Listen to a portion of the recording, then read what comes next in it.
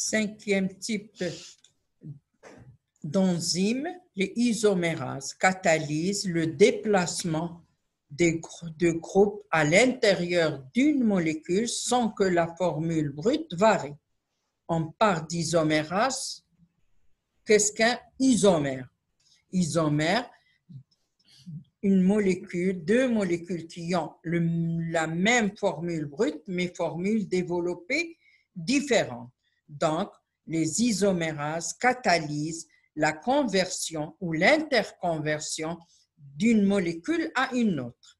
Premier sous-type de ces isomérases, on a deux types de isomérases, l'épimérase et la mutase. Épimérase, on entend par épimérase, épimère. On peut passer interconversion d'un épimère à un autre. Exemple, le galactose et le glucose. Pour l'interconversion du galactose en glucose, on utilise des épimérases car le galactose et le glucose sont des épimères. Qu'est-ce que c'est les épimères? Ce sont des isomères, même formule brute, mais formule développée différente. Par quoi diffère le galactose, par exemple, du glucose? Même formule brute, mais formule développée différente. Ils diffèrent, ces deux épimères diffèrent par la position d'un seul OH. Et quand on dit galactose et glucose sont des épimères, il faut préciser le numéro de carbone. Vous l'aviez déjà vu dans le cours des glucides, galactose et le glucose sont des épimères en C4. Ça veut dire même formule brute, mais ils diffèrent par la position de OH du carbone numéro 4. De même, je vous rappelle que le mannose et le glucose sont aussi des épimères. Ils diffèrent par la position du OH du carbone numéro 2. On dit le glucose et le mannose sont des épimères en C2. Donc, pour l'interprovoque ces épimérases, ces enzymes qui appartiennent aux isomérases, provoquent des interconversions doses entre, par exemple, galactose et glucose et mannose et glucose. Les mutases catalysent le transfert d'un radical d'une partie d'une molécule à une autre. Exemple, on a le méthylmalonyl-CoA. C'est un composé que vous avez vu dans le métabolisme, CH3, CH, COH, COA. Coenzyme 1. Il possède un groupement acide ou une fonction acide sur le carbone numéro 2. On a transfert par rapport au succinyl-CoA, on a transfert d'un groupement, une partie de la molécule, par exemple ici COH, du carbone numéro 2 au carbone numéro 1. On a muté COH, on a changé la place de carbone numéro 2 du groupement COH au carbone numéro 1. On peut passer du méthylmanoline au succinyl-CoA par des mutases. Dernier type de classe d'enzymes, les ligases. Les ligases catalysent la condensation de deux molécules et ça, vous avez vu des ligases dans les fragments de Kawasaki. Vous avez vu ça en cours de génétique A plus B et en biologie cellulaire. A plus B, par exemple, en présence d'ATP qui se transformera en AMP et en AMP donnera A et B. Ça veut dire une liaison permet ces ligases de lier A et B. Donc, on a terminé avec les différents types de classes d'enzymes. On avait vu là cette partie, n'est pas inclus dans le cours de cette année. Vous en aurez besoin pour la suite, peut-être après quand vous ferez une option de biochimie, enfin une option justement de biochimie, mais vous allez revoir cette partie-là, je vous la donne uniquement comme document et qui ne fait pas partie de ce cours-là. Pour les différents coenzymes, je ne vous demande pas, en ce qui concerne mon module, je ne vous demande pas voir de savoir les structures, mais de connaître le rôle et comment ils fonctionnent. Ça, c'est très important, que ce soit pour le NAD, le FAD, la thiamine pyrophosphate, ainsi de suite. Donc, on passe à une deuxième partie du cours qui est très, très importante aussi et qu'on avait dit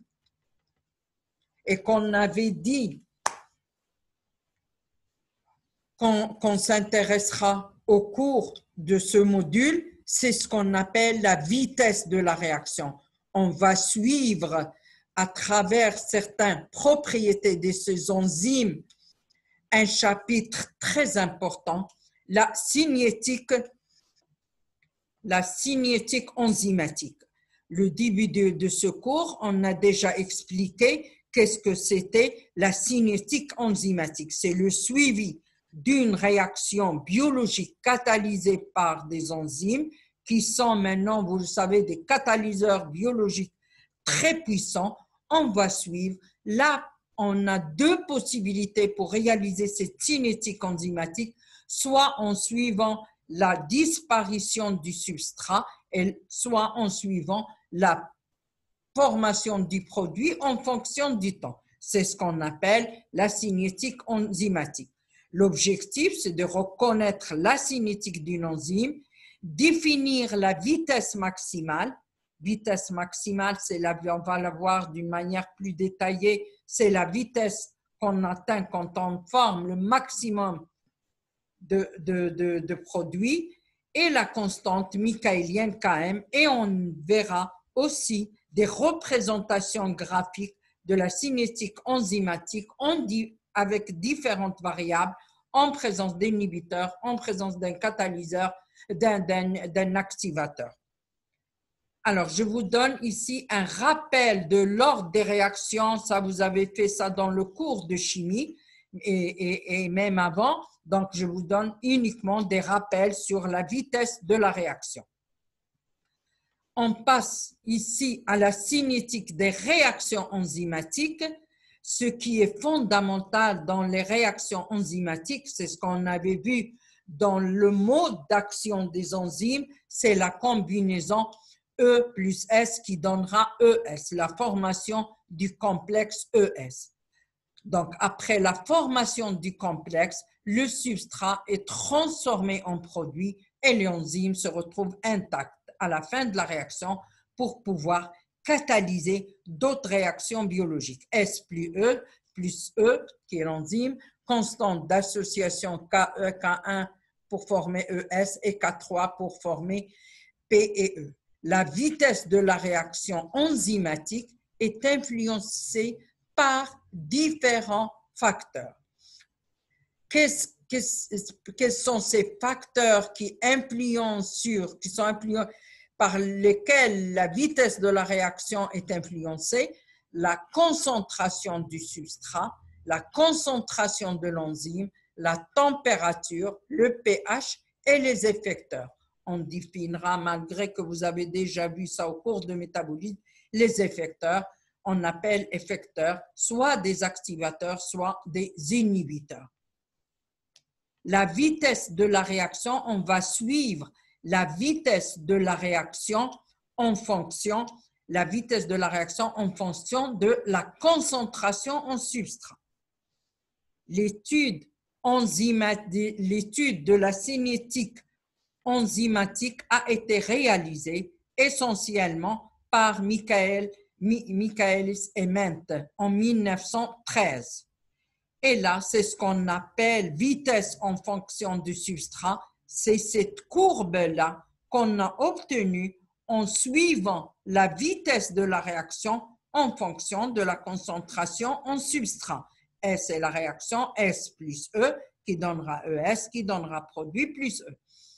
On a obtenu une courbe et cette courbe a pris le nom de courbe de Michaelis et Mente. Qu'est-ce qu'on peut voir dans cette courbe? Toujours comme je vous ai dit, la démarche est la même qu'auparavant. On prend une courbe ou un schéma ou un graphe ou une courbe, on présente la courbe, on constate ce qu'on a obtenu, on décrit ce qu'on a obtenu et on conclut. On passe jamais, c'est ce qu'on voit énormément dans les sujets des réponses aux examens, c'est que l'étudiant commence par la conclusion, par la remarque, par la conclusion. Non, on présente la courbe, on interprète la courbe et à la fin, on conclut. Qu'est-ce qu'elle présente, cette courbe? Elle présente la vitesse de la réaction enzymatique en fonction de la concentration en substrat. Ici, au début, qu'est-ce qu'on peut remarquer? On obtient une courbe. On obtient une courbe qui est formée de 3 parties. Une, la réaction, c'est E plus S qui donnera ES plus produit plus E.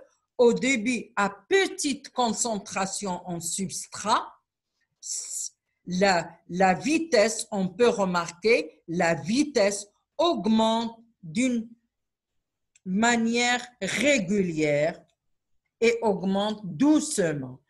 Et c'est ce qu'on appelle ordre 1, c'est-à-dire proportionnalité entre la concentration en substrat et la vitesse. C'est ce qu'on appelle réaction d'ordre 1.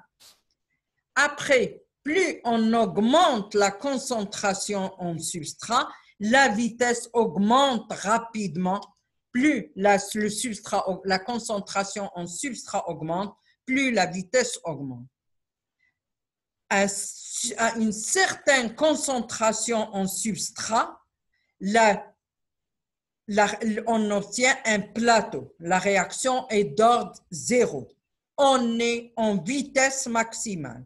Qu'est-ce que ça veut dire vitesse maximale? Ça veut dire qu'il y a saturation de l'enzyme en substrat. Saturation de l'enzyme, ça veut dire on a fixé au début des substrats de l'enzyme sur le site actif. Après, il n'y a plus de place sur le site actif pour fixer le substrat. On peut augmenter continuellement la concentration en substrat, la vitesse ne varie plus. Et ça, c'est ce qu'on appelle on est en vitesse maximale, il y a saturation de l'enzyme en substrat. Et pour cette étude-là, pour obtenir V en fonction de S, parce qu'on avait dit que la vitesse dépend de la concentration en S et de la concentration en enzyme. Et vous voyez marqué sur la diapositive, pour réaliser cette expérience, Michael Ement a fixé une concentration en E, en enzyme, et la concentration est faible. Il a fixé la concentration en E et il a fait varier la concentration en S. Et on a obtenu la courbe michaélienne formée de 3 parties. Ordre 1, ordre mix, c'est quand la vitesse augmente rapidement, et l'ordre 0, où l'enzyme est saturée en substrat, on est en vitesse maximale. Interprétation, c'est ce que je viens d'expliquer. Aux faibles concentrations en substrat, la vitesse de la réaction est proportionnelle à celle du substrat. Réaction d'ordre 1. Lorsque la concentration S augmente, la vitesse s'accroît plus rapidement dans les mêmes proportions. Réaction d'ordre mixte. On n'a pas encore atteint l'ordre 0, mais on s'éloigne de l'ordre 1. Aux fortes concentrations en S, il n'y a plus de proportionnalité, la vitesse devient constante. Ça veut dire elle est indépendante de cette concentration. Ça veut dire que vous pouvez augmenter la vitesse de la réaction, la concentration en substrat, la vitesse ne varie plus, on est en vitesse maximale. L'enzyme saturée par son substrat. Et ça, le phénomène de saturation est spécialement et particulier à la cinétique enzymatique.